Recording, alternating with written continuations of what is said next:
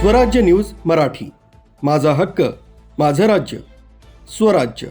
सिडको भागातील महात्मा फुले परिसरात अज्ञात समाज कंटकांनी 3 ते 4 वाहनांची दगड आणि दांड्याच्या साह्यानं तोडफोड केल्याची घटना घडल्यानं परिसरात मोठा गोंधळ निर्माण झाला होता.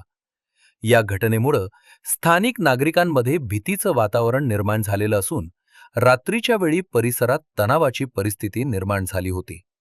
मिळालेल्या माहितीनुसार महात्मा फुले चौक परिसरात उभ्या असलेल्या वाहनांवर अज्ञात व्यक्तीनं दगड आणि दांड्याच्या साह्यानं वाहनांची तोडफोड केली.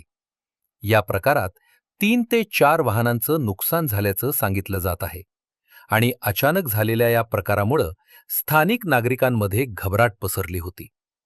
घटनेची माहिती मिळताच स्थानिक नागरिकांनी तात्काळ अंबड पोलिसांशी संपर्क साधण्यात आला.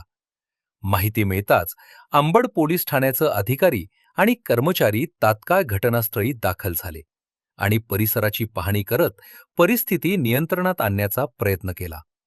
आणि ही घटना कोणत्या कारणामुळे घडली याबाबत स्पष्ट माहिती समोर आलेली नाही. पोलीस परिसरातील सीसीटीव्ही कॅमेऱ्याची तपासणी करत असून संशयिताचा शोध केला जातो आहे.